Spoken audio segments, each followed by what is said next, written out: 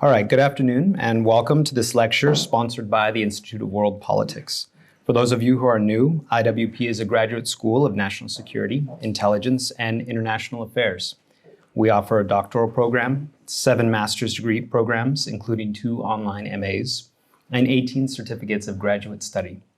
If you're interested in learning more about us, please feel free to speak to one of our staff at the conclusion of this event or visit iwp.edu. On behalf of IWP, I would like to thank all our supporters who make IWP events possible. To support the mission of IWP, please visit iwp.edu/donate. Today we will be hearing from Mr. Douglas Burton, who will deliver a lecture on the topic of Christian genocide in Nigeria, its causes and reasons it continues. Douglas Burton is an award-winning conflict reporter specializing in Nigerian war news. Mr. Burton mentors conflict reporters in north-central Nigeria as the managing editor of TruthNigeria.com. Since 2019, he has authored countless reports with the Epoch Times, Zenger News, and the Catholic News Agency. His work has been featured in Fox Nation, American Thought Leaders, and the Westminster Institute, and the Washington Times. Mr. Burton was honored by the Catholic Media Association in June 2023 as a first-place winner for best coverage of religious liberty issues. Having served the Washington Times Corporation as an assignment editor for 2 decades, Doug brought his skills to Baghdad in 2005 to support the U.S. occupation there for 2 years. From 2015, he began covering the campaign against the Islamic State as an independent reporter until 2017 and switched to reporting the persecution of Christians in Nigeria shortly thereafter. He produced the most complete story about the blasphemy murder of Deborah Emanuel on May 12, 2022, in Nigeria's northern city of Sokoto. With that, please join me in welcoming Mr. Douglas Burton. Thank you. Appreciate it. Thank you, sir. Thanks, guys. Hi, everybody. This is such an honor. I've known about IWP for many years. I've been here for lectures a few years ago. I came here for disinformation lectures about Eastern Europe. I was amazed. I'm a journalist. I'm not a professor. Haven't published any big books, but I'm working on one now for Nigeria. I want to just get right into it. I might finish this slideshow early because I'm really hoping to get some questions from you guys. I'm really honored to have Dean Harmon here. He's someone I need to talk to because I report on counterterrorism too. Thank you, Ambassador Bosch. So let's go right into this thing here. I want to start with, we're going to start with this question: Christian genocide in Nigeria, is it really a genocide? Well, it definitely is. Now, I got started, I was in Iraq for a couple of years working with State Department, and it was such a mash of emotions and questions, and it was stunning. I mean, when I got there, you'd get down to your desk in your air-conditioned room, and a few minutes later, you hear a big boom. And every day you hear these at least two big booms. And across the river, in the Tigris River, that boom was killing 60 people. That boom was maybe a mile away where Iraqi recruits, for the police force were getting killed as they stood in line. So those booms meant people were getting killed, but I never saw it. We never saw anything. Sometimes rockets or, missiles would come close to where we were working, but we never saw the real war. We heard helicopters clattering in every day, bringing the wounded to the hospital. Now with Nigeria, I'm dealing with something kind of the same. I'm dealing with something that's long distance, but I'm taking these reports from firsthand witnesses, from reporters in Nigeria who are close to the action and who themselves are in danger sometimes. So the loss of life is much greater. I help advocate for a genocide declaration by Secretary Kerry in 2016, but that was to declare genocide against Christians and the Yazidis in northern Iraq. But the total number of dead was about 5,000 people, we heard later. But in Nigeria, it's much, much bigger. In Nigeria, there's 35,000 people who have been killed by the ISIS insurgency called Boko Haram and the Islamic State of West Africa. But there's a bigger number who have been killed by radicalized Muslim bandit gangs in the northwest and the north central part. And that's really where that's a lot of what we focus on. So let's just go right into it. I'd like to share this with you. This is a little film created by our sponsor, Equipping the Persecuted. Let's see if we can get this going here. And there's, in this little 3-minute film, there's a war crime I'm going to tell you about. It's okay. Safety is a human need. To be safe in our own home. To put our children to bed knowing they will wake up. To walk outside without fear of harm. But some of us do not live in safety. Some of us are attacked in our sleep, killed for our faith. Some of us have seen our parents and children caught in gunfire because they were too slow to run away. Okay. Right now, today, in Nigeria, our Christian brothers and This is the sisters war are crime. being killed Right there, because that guy. they believe in Jesus. More Christians are killed for their faith in Nigeria than in every other country of the world combined. 90% of all people killed for their faith are Nigerians. Imagine a little girl. Her name is Manny. She is 8 months old and strapped to her mother's back. They are running. It's night. Fire and explosions all around. Men with scarves over their faces fire guns into the fleeing crowd. A bullet tears through Manny's little back before lodging into her mother, taking her life. Her father, siblings, and each member of her family is gunned down. But somehow Manny is still alive. She lays helpless, blood mingling with her mother's. Smoke rises and the world is at its end. But then, hands reach down, lifting her up out of the smoke and wreckage into safety and care. Manny is a real little girl, just like your daughter, or niece, or granddaughter. And rather than being left to die, she survived the devastating attack on her family and village because of a network of people who go into the chaos while the fires still burn and pull lives from the wreckage and help them rebuild. They are known as Equipping the Persecuted, a team of Nigerians and Americans on a mission to end radical Muslim jihad against Christians in Nigeria. Equipping the Persecuted works to eliminate these terrorist attacks before they ever happen.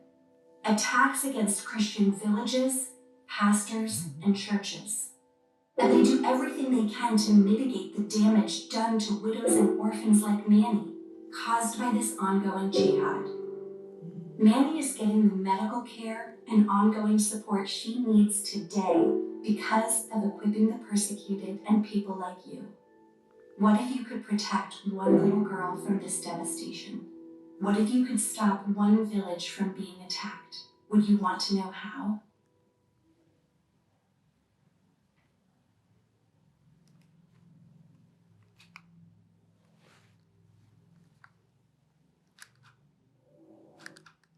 Okay, well, if you don't choke up when you watch that, I mean, you got to be a stone. I remember last year I was fundraising in a Nigerian church. I go to Nigerian churches because I'd like to be in Nigeria to be in solidarity with the victims. I can't be there, so I go to Nigerian churches. And I went to one Nigerian church and fundraised for this little girl, Manny, because I'd done a story on here. And we collected several $100s, God bless them. The question I want to begin this thing with is, what is Nigeria? That's an odd question. People have seen my slides. They say, why are you asking a dumb question like this? Not for IWP.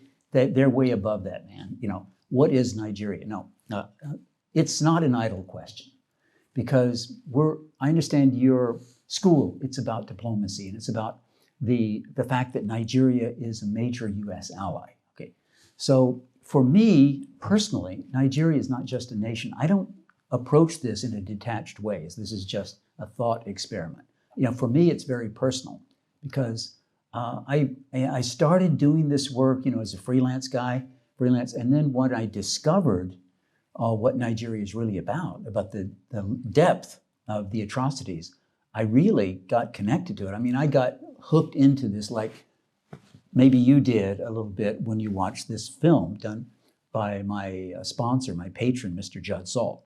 So what is Nigeria? Well, it's a country, richest nation in Africa, biggest population in Africa, most corrupt and violent, maybe, among many corrupt nations in Africa, major US ally, market for US products.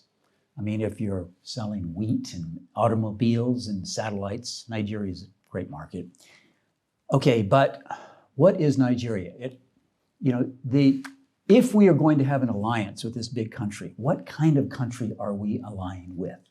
And this is going to be my focus at the end of this slideshow also. Who are we aligned with, and who do they think they are allied with, all right? It makes a difference, I believe, okay. Why should Americans care about Nigeria? Well, Africa, it cannot be a peaceful and prosperous continent until the problem of Nigeria is solved. And that's because Nigeria, believe it or not, is on track to become the second most populous country on earth by the end of the 21st century. Already, Nigeria is on track to have the same population as the United States in 2025. Okay. Nigeria has a disputed population now. Its last official census was in 2006. If you go to our website today, truthnigeria.com, we have a story posted there about the controversial nature of the Nigerian census. The census has been postponed several times because it's very controversial. It's politicized.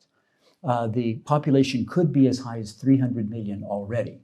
The reason it has been politicized and postponed is that Nigeria is pretty much split between Muslims in the north and Christians in the south. There are many pockets of Christians in the north and big pockets of Muslims in the south also. But the folks in charge of the government, I would call it a regime rather than a government that's truly accountable to its people. The northern Muslims want to, or make a strong effort to impress the census takers with how many people are in their regions. In fact, as the story says, heads of household in the northern part of Nigeria frequently exaggerate the number of people in their household. So do we have an accurate count of how many Nigerians are in the north? Because the people in the south claim that it's a very exaggerated number. But at any rate, why should Americans care about Nigeria? Because it's a very, very rich country. It's going to be so powerful. When we look at Nigeria now, it seems to be an exotic place. Americans don't realize how wealthy this country is. It has huge mineral resources. Not only it's the fourth nation, as the world's fourth largest producer of oil. It's the leading producer of oil in Africa, but it has many, many other resources. It has tons of gold. In the state of Niger, which is the biggest state, it's west of the capital of Abuja, every single county in that state has commercially producible gold in its dirt.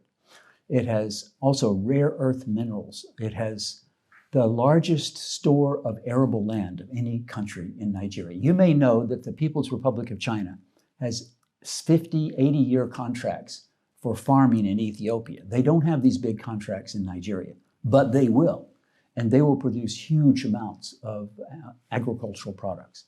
Now, one thing that occurs to me that hardly anyone talks about is the greatest resource from Nigeria. And that's not its minerals, it's its people. Think about it. The birth rate in the developed countries, the United States has a negative birth rate. Did you know that? But the only reason our population is growing is because of immigration, especially illegal migration. Europe has a very steeply declining birth rate. China has a declining birth rate. Northeast Asia has a very drastically declining population. And Korea is going to disappear if they don't turn things around. So only in Africa, all the African countries have population increase. The reason we should care about Nigeria is it's going to be such an important country for manufacturing. The labor supply, 25, 30 years from now, where's it going to come from? It's not going to come from Europe. It's going to come from Africa. And this country already dominates West Africa, but it's going to dominate the whole continent. Okay, let's see if we can make this happen. Okay. My Nigeria began as an encounter with death. Now, I almost died six years ago because I had cancer. I almost died. I was in the hospital. And while there, I had just kind of, I got interested. I got interested in doing something significant. At a point when I was recovering, I thought, you know, I might not get out of this hospital, but if I do, I want to do something significant. So about a year later, I discovered that there was a thing I could report on called Nigeria. And I could do the same thing I was doing with Iraq. I could talk to people on the ground, and they all speak English, so it was going to be a lot easier. So I didn't know anybody at first in Nigeria. So I asked my friends, and just one thing one thing led to another. I started calling people in the zones where there was conflict, and because I'm a person of faith, I started praying with them. I said, well, you know, when I heard their stories, I thought, well, I was already, you know, on prayer calls, you know, for the nation. So I thought, okay, I'll pray with these guys from Nigeria. And what happened was right away is they started giving me information about attacks. Like a few days later, I called this Catholic priest in Adamo, it's Northeast Nigeria, which is Boko Haram territory. And then about a week later, I got a call from his priest friend, his young priest. He said, well, Mr. Burton, we heard that you're interested in Boko Haram, and right now the Boko Haram boys are burning down our town. And so I thought, what? So he said, yeah, our congregation is up on the top of the hill. We're looking down into the town. All the bank's been robbed, and all the buildings are in flames. So I took notes. I wrote the story up. I sent it to the Washington Examiner the next day. They published it, and I got paid for it. So what I realized is, you know, through this human connection, you know, through just a prayer, you know, actionable information can come, right? So I thought, well, what if a lot of people would do this? It was at this point, you know, when I started to report, I had recognized, but probably a lot of you know already, the story about Nigeria, it's not getting out to the West because the Western media, they don't care about it, they don't know about it.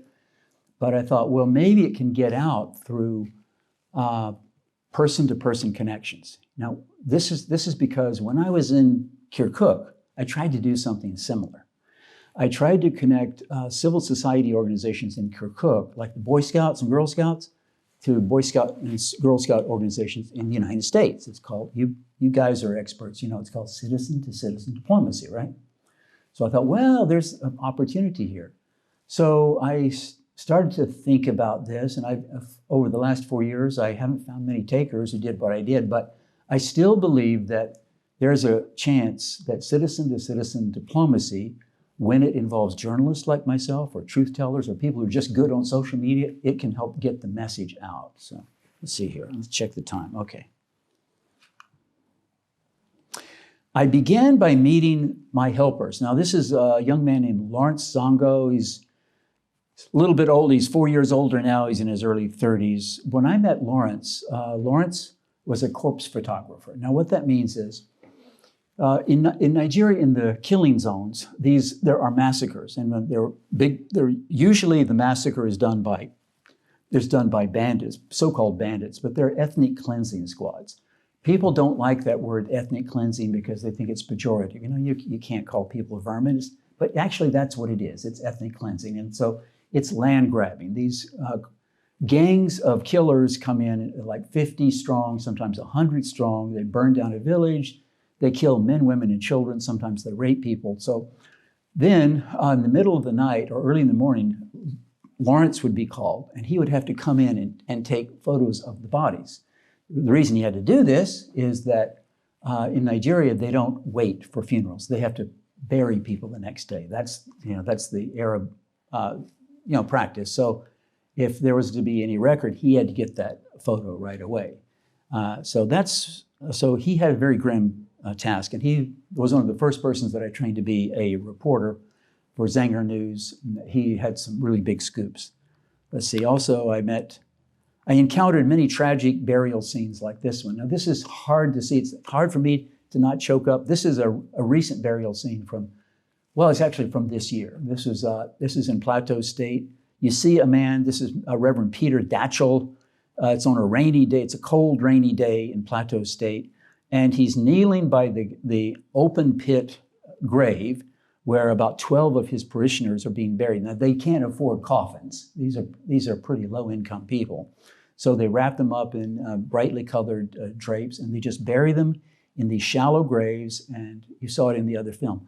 So this is a man who I think he's really in the pits of hell because he's done this many times. This has happened dozens and dozens of times. It's just like this. This is the massacre. And oddly enough, there's very little investigation that goes on afterwards. This intrigued me as a journalist. How could this possibly be, right? So then this young lady, as Deborah Emanuel, beautiful lady who was murdered just a year ago, a little bit over a year ago. And I got the award from the Catholic Media Association because we had the complete story about Deborah. Now, it was kind of because I had these extra connections that I was able to get this story. Our story, which appeared in Catholic News Agency, was the only story that got her name right. There's tons of press about this woman's blasphemy murder in Sokoto, but they had her name wrong. And we were the only folks who actually had connected to her family, because I had been going to this Nigerian church over in District Heights, and it's called Ekwa. I knew she was a member of this church, evangelical church, winning all. So I asked for a contact. They gave me one. I contacted the guy, the minister of the Ekwa church in Sokoto, and he said, yeah, we know Deborah. I mean, she used to go to this church, and her relatives are here. I said, okay. So then I interviewed her uncle. He was an eyewitness to this murder. So I had the only story with the eyewitnesses. But what really killed me, that no other news media got, is she was not alone when she was killed. She was with her cousin. This was amazing. So her cousin named Sabatou was also a student at the university. They were about to graduate together. And Sabatou and Deborah were in a shed at the entrance of Shehu Shigari College, where a mob tried to kill them for 3 hours. They tried to burn them out. They tried to get into that shed. As a dramatic story, they were protected by a university employee. He had no arms, but he kept the crowd away for as long as he could. They beat him up, but finally they did get into this. They finally did get into this shed, and they pulled these women out. First, they tried to kill Sabatou because they thought she was Deborah Emanuel. This whole thing. Welcome, Reverend Juma. So they thought that her fellow students thought that she had blasphemed the prophet because she had shared something on a WhatsApp social media channel, and it was a WhatsApp channel, for people in her school, in her class, taking home economics, and they were accusing her. They were jealous. Some of them were jealous of her because she had passed the exams already. And they were talking about they were invoking their religious themes. And she said, you shouldn't be talking about this stuff. I don't want to hear about this. Don't talk to me about your prophets. I'm saved by the Holy Spirit, And they got offended. She said, don't talk to me about your nonsense prophets. They thought, oh, okay, she said nonsense prophets. She's blasphemed the prophet. So it happened very quickly. The rumor spread. Those fellow students decided, we have a blasphemer among us. It's our duty to kill her. And the very next day, they gathered at her dorm to start to beat her up. So we had the eyewitness testimony because I had Sabatou's testimony from it. And I had the testimony of her uncle and her cousins who watched the whole thing happen. So this is so awful. You can't imagine that something like this could happen. But here's the thing that we did that other newspapers didn't do. So when I got into this, I started to train my team to do forensic investigations. When these crimes happen, I asked my reporters, now, where were the police when this happened? Okay, how far away? Where was the army? How far away did they have to drive? Because I found from experience that these massacres would happen and the police stations or the army stations, they're not very far away. They were like a 10-minute drive away, but the army usually the army would always arrive hours late or sometimes the next day.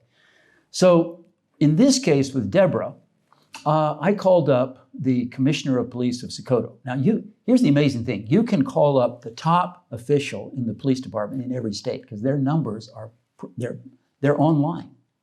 So you can call them up, and many times they will answer. So I called up the commissioner of police for Sokoto. He picked up and talked to me.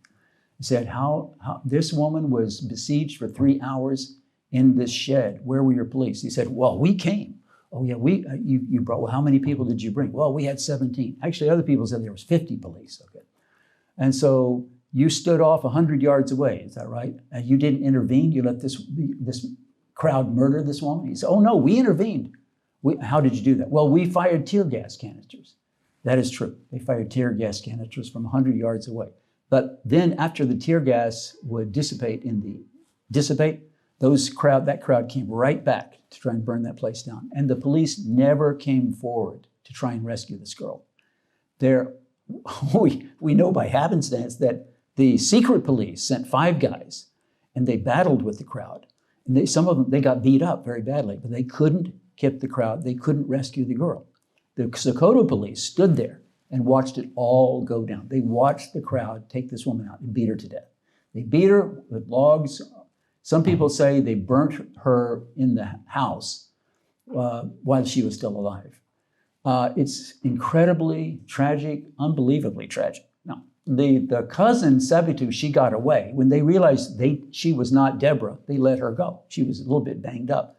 She went home, and then we found her, and I fundraised my Nigerian church. We hired a reporter in Kebbi, which is close to where she lived, and we got an interview with her. So that's how that happened. Nigeria is a country with major water resources and land resources. Okay, these 2 big rivers, Niger and Benue. In order to be a powerful, developed country, you need water, you need land, you need people. Nigeria has all of those things. Take a look at this schematic. This shows the Sahel region in Africa. The Sahel region has the highest birth rate of any region in the world. Nigeria is just on the southern border. It's the sub-Saharan area bordering Republic of Niger. Its northern states have almost the exact same birth rate, 7 children per woman as the Sahel. So they have a surging birth rate. Now, on the right-hand side of the scheme, you see this area this area of yellow, that's the middle belt. And that's where about 45 million people live. That is where there is terrific persecution and ethnic cleansing.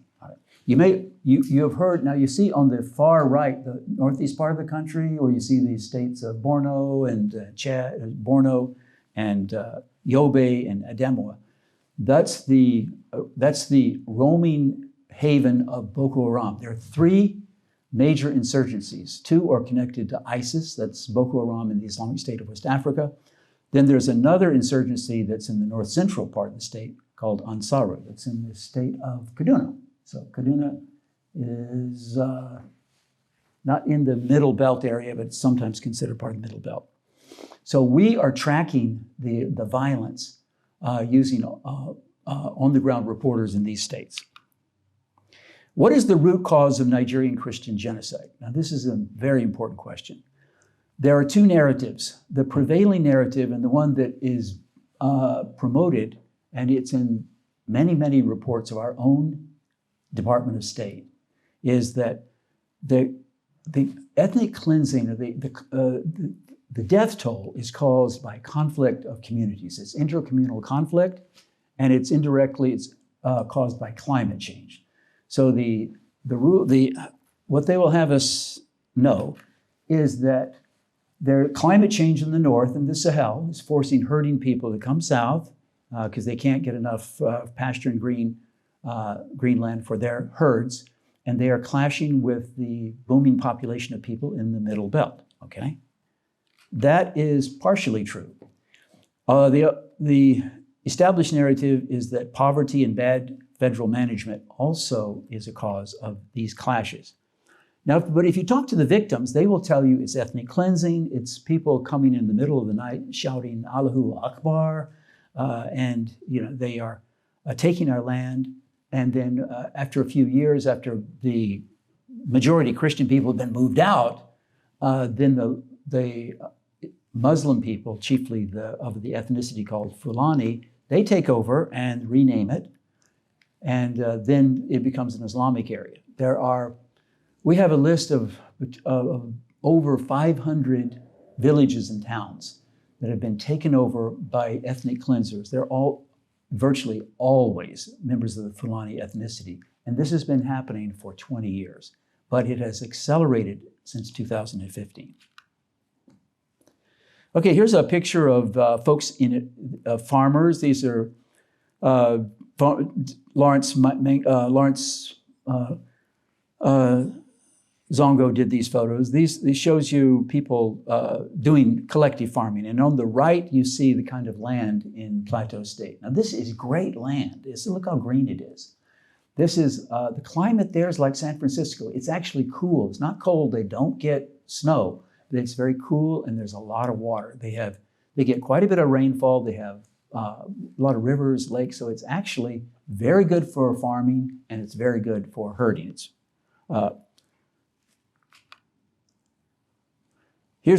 Nigeria is the scene of a war of narratives. This is the most important thing, maybe the most important thing I want to leave with you today. The narrative that is promoted by the government itself is that the death totals is due to something called the farmer-herder conflict narrative, the farmer-herder conflict paradigm. And that paradigm is as old as Genesis. Remember, in the Garden of Eden, there was, Adam and Eve, and they had two sons, Cain and Abel, and Cain killed his son, right? Cain was a herder. He was a herder. And Cain was the person who was cultivating crops, and Abel was the herder, right? So it's a little bit reversed, but it's the same kind of thing, farmer-herder conflict. Until very recently, all of the newspaper stories that described these attacks mentioned that the attackers were unknown gunmen. This is a misnomer. The newspaper stories say that the authorities, the police, and the soldiers say it's unknown gunmen. But that's a lie. They're not unknown gunmen. They're absolutely known. They are Fulani. They're either Fulani terrorists, they're Fulani bandits. Now, since the president changed, the Nigerian army on its website is now using the term terrorist. They are not using the term unknown gunman. And it appears that the Nigerian army is sincerely trying to enforce the law and to cut back on this violence. So that shows that President Bola Tinubu seems to be making an effort to show that he's turning over a new leaf. He doesn't want to be tagged with the bad reputation of his predecessor, Muhammadu Buhari, who was of the Fulani ethnicity. Paradox of gun control. Here's something I also want to leave you with. All of the people coming in and killing others, they have assault rifles. They have AK-47s or AK-49s. The people they are killing don't have any weapons because of gun control, which is the most successful gun control you can imagine. If many, many times when farmers get a weapon, they make a gun or they get an amateur weapon, they are arrested for it. Those guns are taken away from them. So because of gun control, there's a huge imbalance in these raids. The farmers can hardly defend themselves. So they do try to. They form teams of volunteer neighborhood watchers, okay? They call them vigilantes, but they're not vigilantes that go out and rove around the countryside to kill their enemies, as the government narrative would have you know. The concept that's continually emphasized by the government and the Muslim promoters, Muslim polemicists, and by our own State Department is that these deaths are caused by intercommunal conflict, right? So that implies reciprocity, right? You've got armed people who are Muslims and you have armed people who are Christians. Here's the fact. When the groups of terrorists come in 50 or 100 strong, and they encounter resistance, when there's a band of so-called vigilantes that are shooting back at them, the government calls that a clash. There's no reciprocity. There are no such thing as roving bands of Christian militia. The other thing to understand with Nigeria is a factor which is causing this loss of life is corruption. Here's a picture of a guy who's doing a little scheme in Lagos. Now, there you see a plank over a puddle, right? And there's a young man, sitting in the blue chair. What's he doing? He's charging a fee for anybody who wants to walk over that plank to get to the other side, right? This is a very common tout scheme in Nigeria. Now, the reason I love this is that this is showing you corruption at the most basic level. Everywhere you go, there's someone who's charging you to wipe your windshield or to give you permission to drive down his street or his alley, whatever. So this is all over. The reason I put this slide in here is that corruption goes all the way up to the top of society. The generals in charge of the military, they retire and they are hugely wealthy. Like a couple of years ago, a major general in the Air Force unexpectedly died. And then after he passed away, it was discovered he owned vast amounts of wealth. He owned chains of motels, and he had factories. He had all kinds of wealth. How did he get all of that on a government salary, right? So this is what you're dealing with here. It reminds me, I won't get into it. Joe Biden was once the poorest man in Congress. I remember for years and years, he was the guy. He only had a house, a little beach house. And then he had 2 cars out in the garage for years and years. And then after he got to become vice president, well, totally different story. Okay, here's a guy. This is a vigilante. This is a guy who's made a pipe gun. Now, the thing we want to point out here is paradoxes of military engagement. Does the military assist village raiders? And this is where I have to sadly confess to you. And this bothers me to tell you this, but they absolutely do assist them. And we have evidence of that. I want to tell you, I want to give you one instance.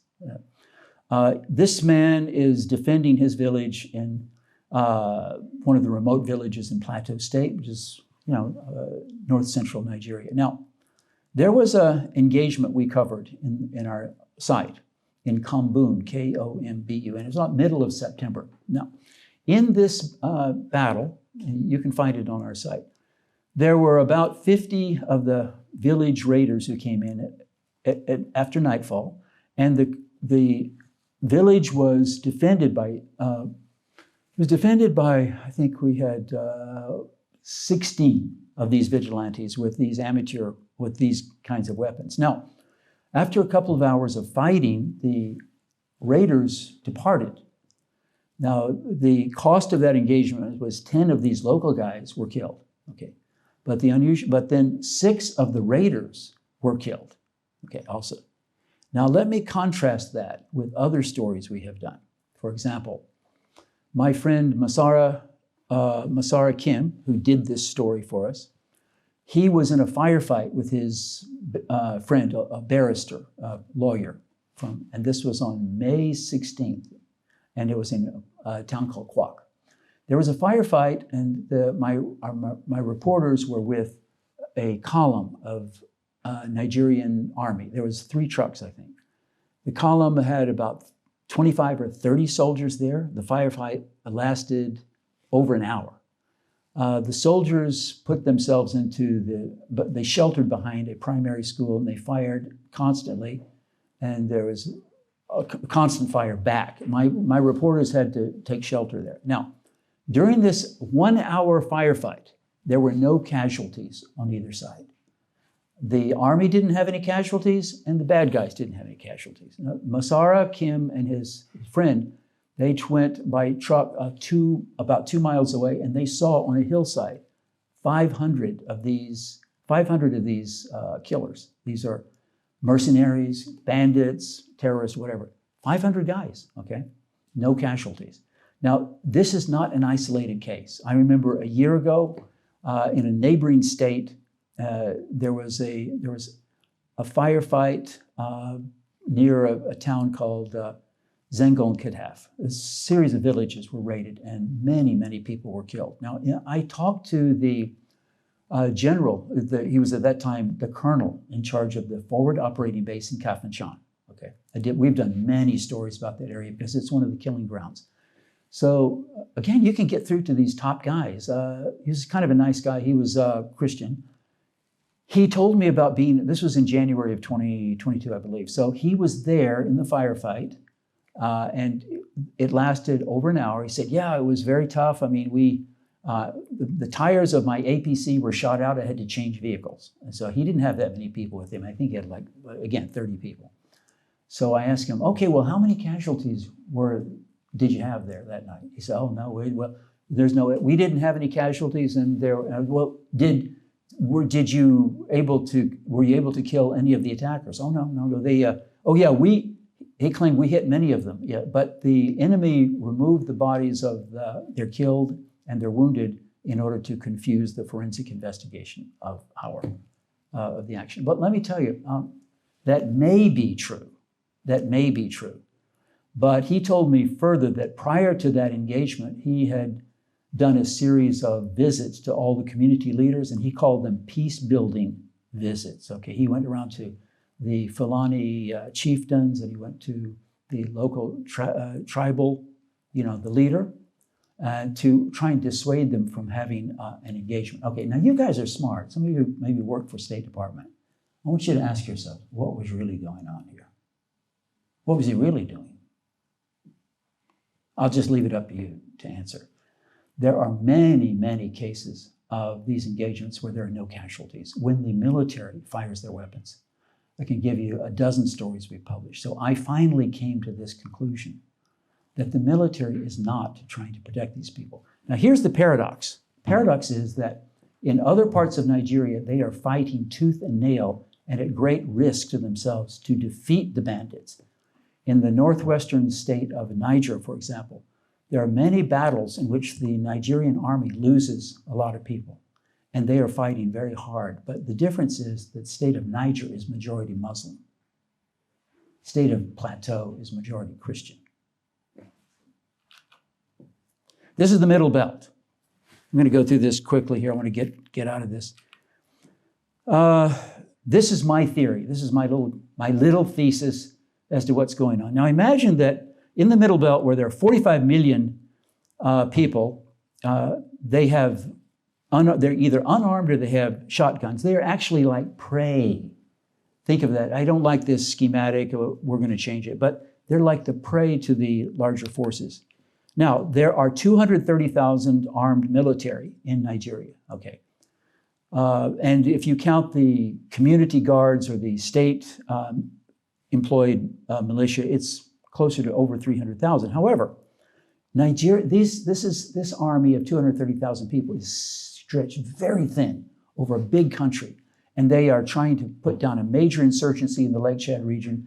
They have internecine fights in the South Central. They've got a Biafra insurgency in the Southeast, and they have 30,000 bandits that are threatening the government in the central area. Okay, 600,000 police armed with assault rifles. They're supposed to be protecting the people, but the police are sometimes corrupt. The military is also corrupt, but they are being paid. They are being paid by the federal government, and they have a side income. The side income is bribes, and sometimes they steal things. There are 9,000 insurgents in Northeast, in the Lake Chad region. This is the ISIS and the Islamic State of West Africa. These insurgencies have been active since 2011. And one of the questions is, with all this military, with these sophisticated weapons and aircraft, how come they have not been able to defeat the insurgencies? This is why I did this diagram. Now in the Southeast, you have 30,000 bandits. This slide shows someone dressed as a hyena with an automatic weapon. They're not from the Southeast, they're in the Northwest. In fact, they're all over the North, but we have maps of the bandits in the Northwest. All these people against these little villager guys. So here's the point I want to make. The people with guns rule Nigeria. It's not unique. It happens in other countries. But the reason there's a 12-year endless war is that the people with the guns have no really incentive to end that war. Just let that sink in. We want to get to a place where all citizens are respected. Now, let's take a look at Nigeria's challenges. Lawlessness all over the country. Terrorism, especially terrorism in the Northeast and in the North Central. And it's growing. It's threatening the capital itself. The bandit gangs are now increasingly allying with Boko Haram. They say we're Boko Haram. There's no real proof that they are, but they want the banner of Boko Haram. Okay. Nigeria has open borders. That's why you have so many people from the Sahel are coming down into the south and staying, and many of the people coming down from the northern areas are Fulani herdsmen. And when they find out and they can make so much money by joining bandit gangs, well, why not? Well, that's why they stay. The country is divided by religion and ethnicity. Okay, you can't say that Black lives don't matter in Nigeria because 99% of people are Black, but they are divided along religious lines, Muslims and Christians. They also have a problem with stolen elections. I know you never heard about this, right? All Nigerian elections, in my memory, are stolen. 2019, 2023, Reverend Juma and I watched the election of 2023 online. The amazing thing is that you could see the vote counting. You could see by polling station, because it was all videotaped.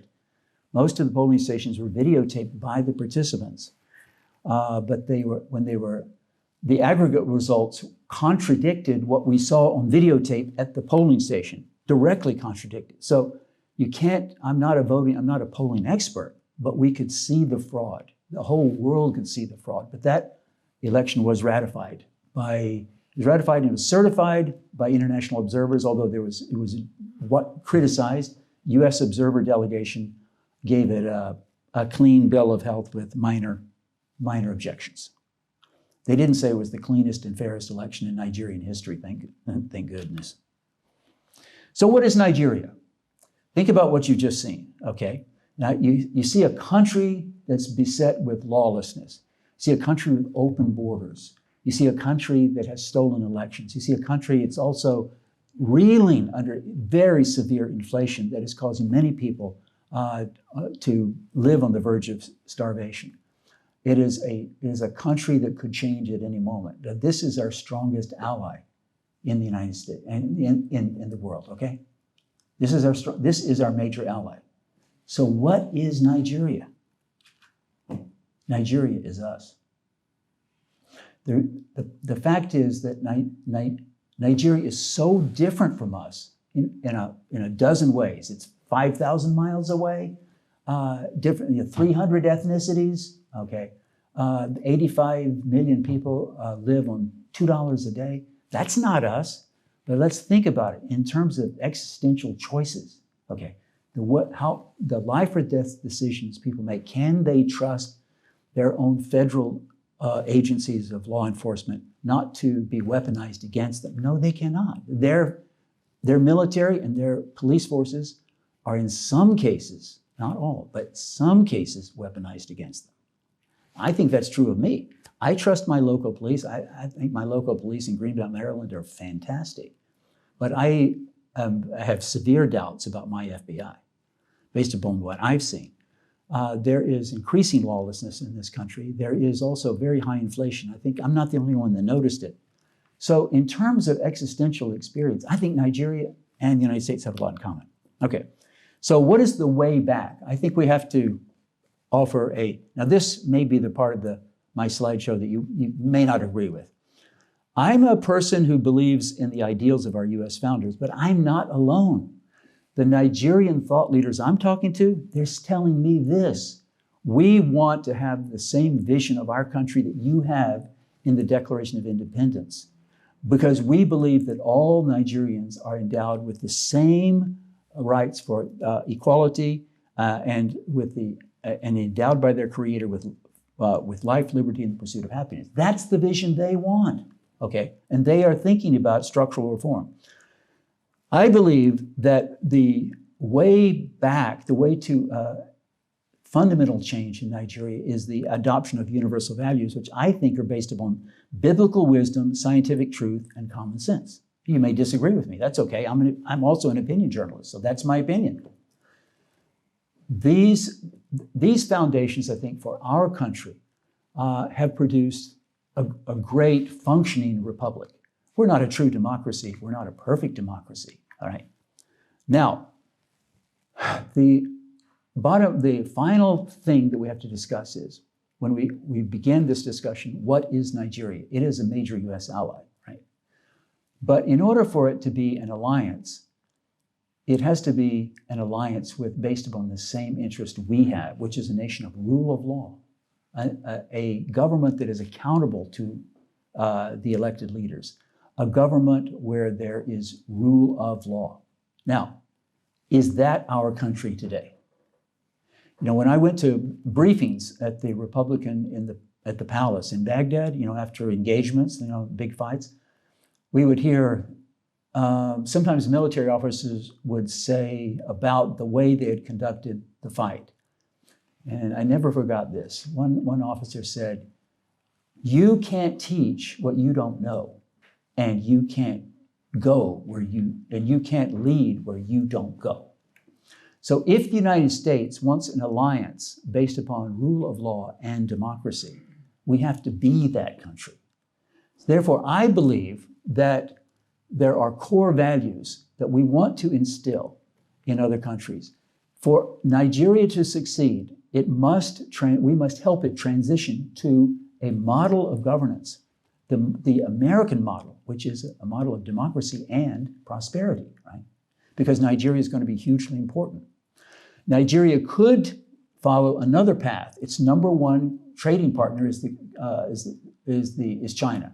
The People's Republic of China have been investing in Africa for 30 years, and their model of governance and their economic model is completely contrary. It's a top-down model. It's a economic model dominated by central management. The Nigerians could go that way. They don't want to go that way. They don't like that model. They like us. But their preconceived idea about the United States is the country we were 50 years ago. It's not the country we are today. They aren't saying, yeah, the Nigerians are 99% religious, Muslim and Christians. They aren't like us. They're not saying, yeah, come to us, America, bring your porn and bring your pride parades and bring all your social media nonsense. No, they're not asking for that. They're asking for the country we were.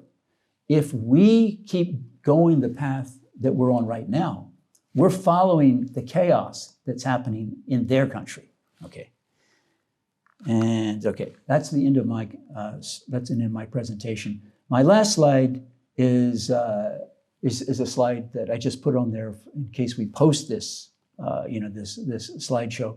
So in case people want to donate to Equipping the Persecuted, and I'm sorry for talking too long, but I'd like to open up the floor for questions.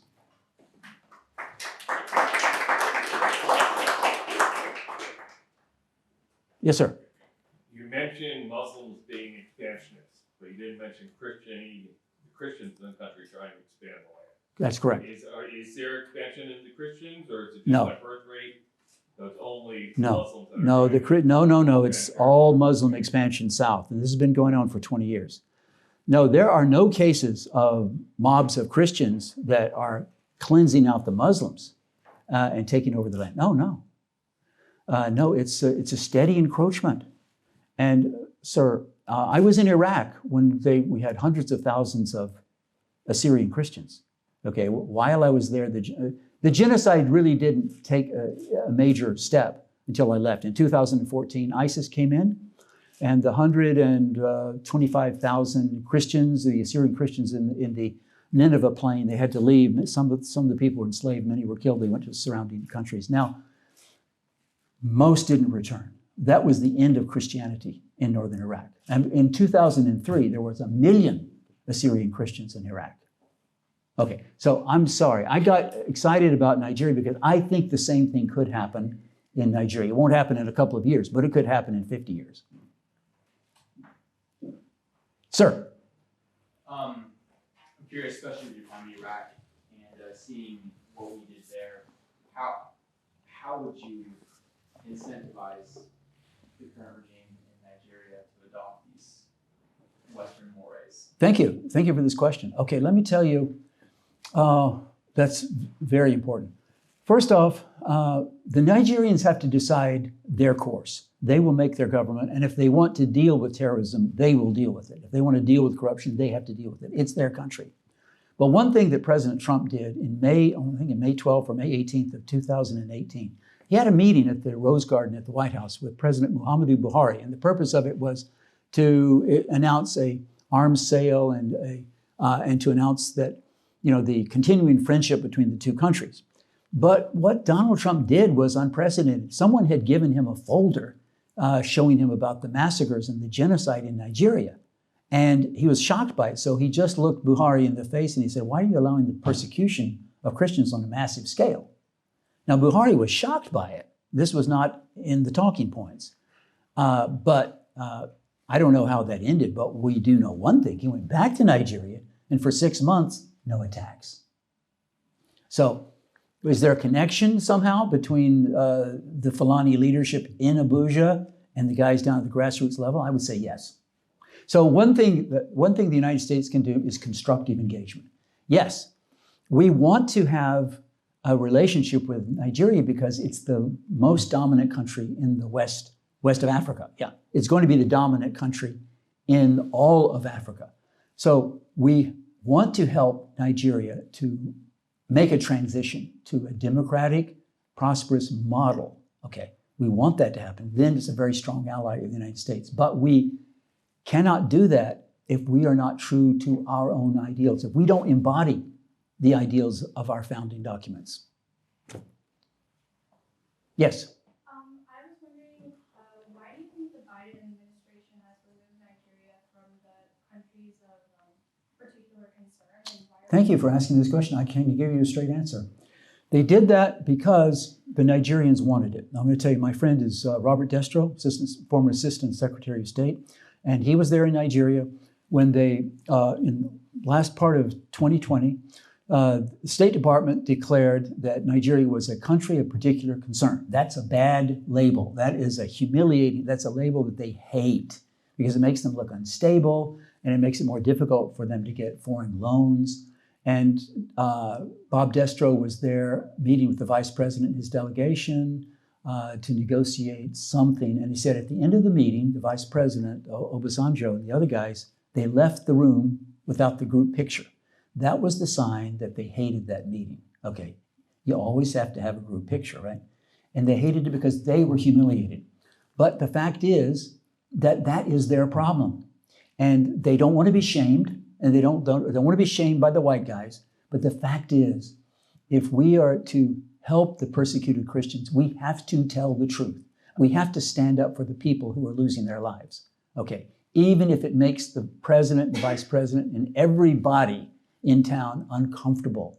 We cannot stand by while the people in the Warsaw Ghetto get mowed down and killed by the Nazis and not say anything about it. We cannot be like the corrupt British journalist Walter Duranty, who was representing the New York Times, and he was in Ukraine in 1932 and all through the 30s, and he was singing the praises of Joseph Stalin and what a great paradise the Soviet Union was creating in Ukraine, when in fact Joseph Stalin was executed. He was implementing a man-made genocide. It's a famine. Okay. I would like to. Yes, sir. If I could ask a question just focused on Americans, have Americans there been attacked, and what kind of presence have we in terms of business, military, State Department numbers, those sorts of categories? Thank you, sir. We have an annual aid package to Nigeria of $1.6 billion. And there is quite a bit of military aid. The United States, under Trump, the deal was made.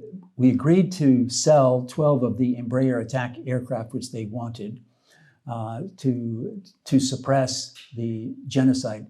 Here's the deal. The number one export to Nigeria is grain, and then it's automobiles, and then it's other things, also refined oil products. Okay. Now, much of the aid, of that $1.6 billion, much of it is actually coming to inside the Beltway groups that are lobbying for their industries. You know, they're lobbying for the grain, they're lobbying for big pharma. So the US government is buying the vaccines, they're buying the medical stuff, They're giving it to Nigeria, but who's benefiting? These American pharmaceutical companies. Okay, so I've contacted my sources in Nigeria and asking how effective is USAID? Is it giving the humanitarian aid to the people in the camps, the IDP camps? You know, the official number is there's 2.5 million internally displaced people. That's a lie. We just published, a couple of days ago, we published the true story. It's over 6 million people that are living in squalid, internally displaced persons camps. They are not getting the aid. They're starving to death. These people are they are so hungry that they risk their lives. They leave the IDP camp at night. They go back out to their farms where the Fulani herdsmen are giving watch to dig up potatoes or do some fishing. And on the way back, the Fulani terrorists kill them. That happens all the time. Anything else? I would like to recognize Reverend Juma Ibialasi because he is a personal friend. He's from the South, and I would like to ask him if you would like to ask a question or make a statement about elections. Well, I can tell you the feeling, the atmosphere in the whole of Nigeria, irrespective of what party or what religion or what ethnicity is, what has just happened with the election, it's still something a whole lot of Nigerians are still trying to come to terms with. First, it was a Muslim ticket, which is like something that was of concern because where you have a Christian and a Muslim, that is expected to be some form of balance. Now, the other thing was also looking at the result. Like you rightly mentioned, we observed it.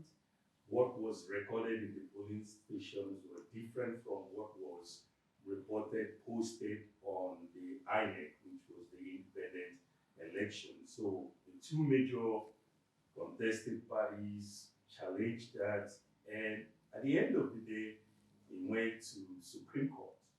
And even the day the result was given, it was as if there is a death in the land. Everywhere was so sad.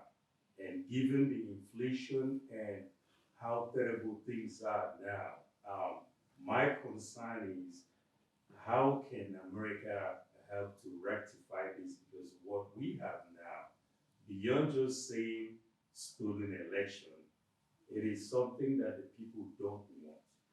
And if you go to the street house, I visited that just a few weeks ago, I could tell you less than every 1 mile, you will see police checkpoints extorting money from the people who are also suffering, and yet there is no protection. So it's really disturbing, and that be my little comment.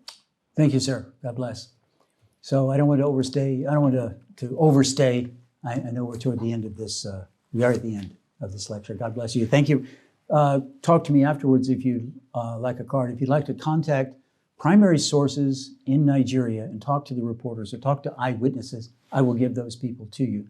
My email is doug@truthnigeria.com. That's doug@truthnigeria.com. Now, the email I usually use is burtonnewsandviews@gmail.com. burtonnewsandviews@gmail.com. Thank you very much.